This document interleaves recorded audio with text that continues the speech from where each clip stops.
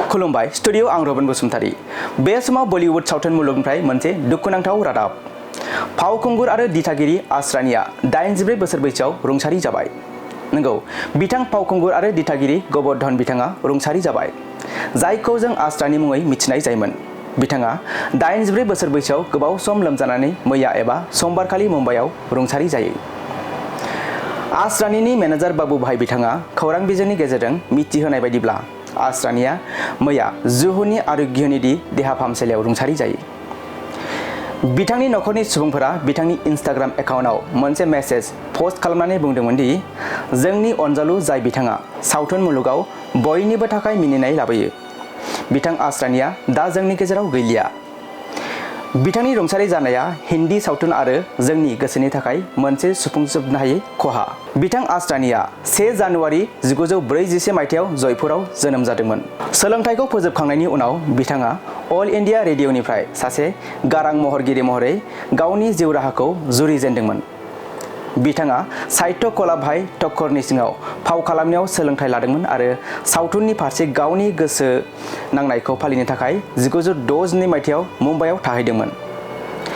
सावथुन दिहुनगिरि ऋषिकेश मुखार्जीजों मोनसे खाफालगोनां लोगो मोननायनि फिथाइ महरै बिथाङा पुनेनि film and television institute of India एबा FTII आव हाबहैयो, जायनिफ्राय बिथाङा 1966 मायथाइयाव ग्रेजुवेट जायो।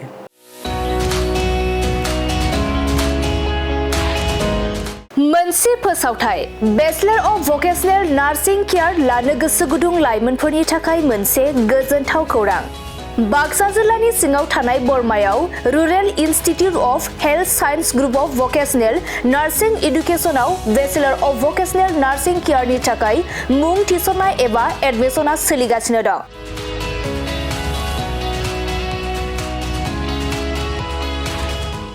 बे बेचलर अफ भकेशनेल नार्सिं केयाराव मुं थिसननो थाखाय फरायसाया जायखिजाया स्ट्रिमनिफ्राय HS आनजादखौ उथ्रिनाय जानांगोन।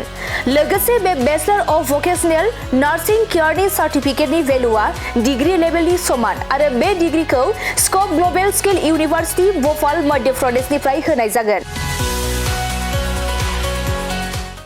गुबैयै भकेशनेल नार्सिंनि सायाव बे bachelor of vocational nursing care कचिंखौ होनाय जायो आरो बे कचिंआ जोबखांनायनि उनाव नोंथाङा सरखारि साख्रि, कर्परेट साख्रि आरो प्राइभेट साख्रि मोननायनिबो सुबिदा दं।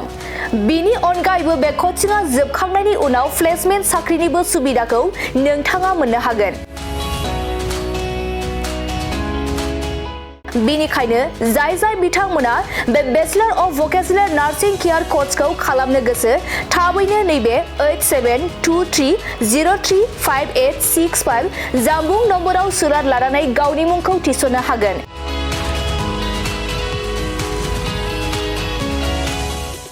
खुलुमबाय, आं नोंथांमोननो दिनै बे भिडिअनि गेजेरजों जोबोर मोजां मोनसे खौरां फोसावनो थाखाय लाबोनाय जादों।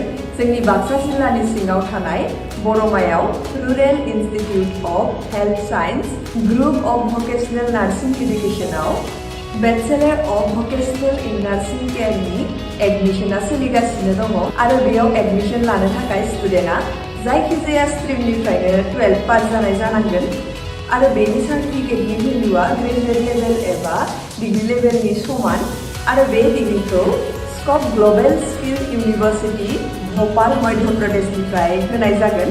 स्पेसियेलि भकेशनेल नार्सिंनि सायाव बेस खालामनानै बे कर्सखौ होनाय जायो। कर्स कमप्लिट जाखांनायनि उनाव गभर्नमेन्ट जब, कर्परेट जब आरो प्राइभेट जबजों लोगोसे फार्दार मास्टार डिग्री खालामनो गोसोब्ला खालामनोबो हायो आरो बेयाव कर्स कमप्लिट जाखांनायनि उनाव प्लेसमेन्ट जबनिबो सुबिदा दङ। बिदिब्ला एथ' मोजां सुबिदाखौ जों मानो जोंनि आखाइनिफ्राय बारग'होनो? जाय बिथांमोना बे कर्सखौ खालामनो गोसो, होनाय नाम्बाराव थांनानै थाबैनो कन्टेक्ट खालामदो आरो गावनि सिटखौ बुक खालामनानै गावनि फिउचारखौबो ब्राइट खालामदो। Thank you.